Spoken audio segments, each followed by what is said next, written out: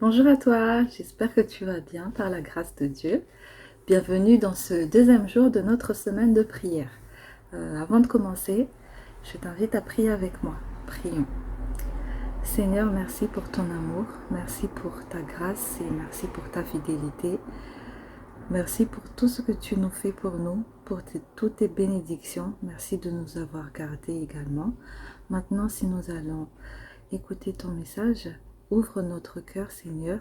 Sois avec tous les enfants qui écoutent ce message et que ta paix, que ta grâce nous accompagne tout le long de notre vie.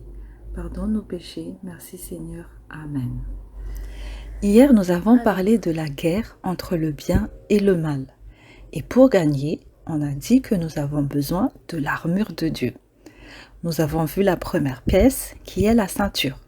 Aujourd'hui, nous allons découvrir une autre partie de l'armure du chrétien, c'est la cuirasse. Les soldats portaient une pièce d'armure qui couvrait une grande partie de leur corps et protégeait les organes importants, surtout le cœur. Prenons exemple sur des animaux comme les tortues, les tatous, les escargots qui ont une armure. En fait, ces animaux-là, ils ont une enveloppe qui sont sur leur corps et qui leur sert de barrière protectrice. Savez-vous que l'obéissance est comme une protection contre le mal? Lorsque nous disons des mensonges, lorsque nous sommes orgueilleux, lorsque nous sommes envieux ou jaloux, lorsque nous n'obéissons pas à nos parents, lorsque nous faisons du mal aux autres, nous perdons notre protection et nous nous éloignons de plus en plus de Dieu. Et nous sombrons dans le péché. Mais l'obéissance fonctionne comme une couverture protectrice dans notre vie. Lorsque nous étudions la parole et que nous mettons en pratique ce que nous apprenons, nous nous approchons de plus en plus de Dieu et nous sommes heureux. Hier, nous avons parlé du grand amour de Dieu. Il a envoyé Jésus pour nous sauver du péché qui a envahi le monde.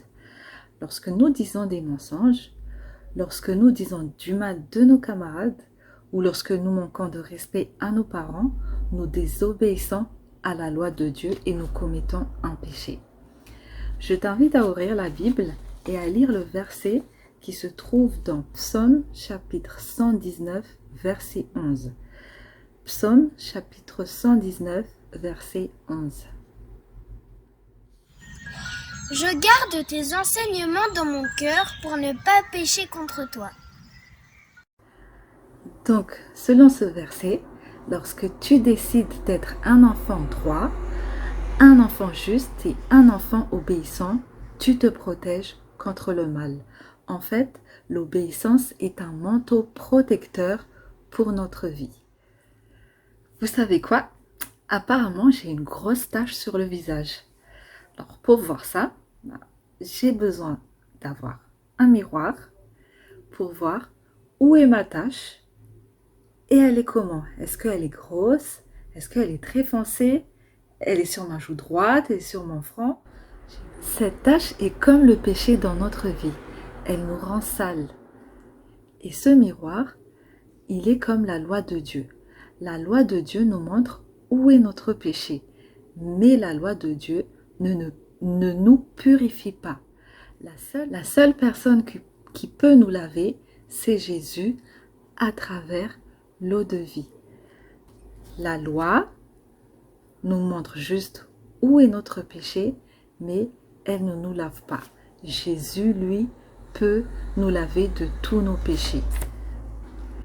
Seulement Jésus peut nous laver et nous purifier de tout péché. Alors, toi aussi, est-ce que tu veux que Jésus lave toutes les taches de péché qui sont dans ton cœur? Je t'invite à prier avec moi, inclinant la tête. Seigneur, je te prie pour tous les enfants, aide-les à garder ta parole, nettoie les péchés qui sont dans leur cœur et garde chacun d'entre eux en toi. C'est en ton nom, Jésus, que je demande cette prière. Amen.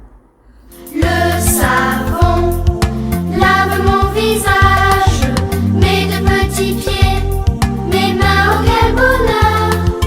Mais Jésus, pour me rendre plus sage, lui seul peut laver mon cœur.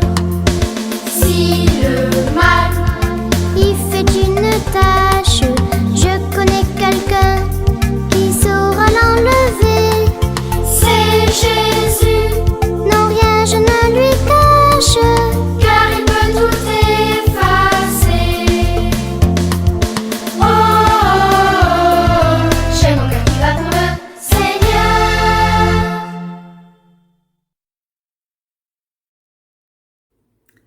Donc, dans l'armure de Dieu, on a vu la ceinture, on a vu l'armure, et je te dis à demain pour une autre pièce de l'armure de Dieu. À demain!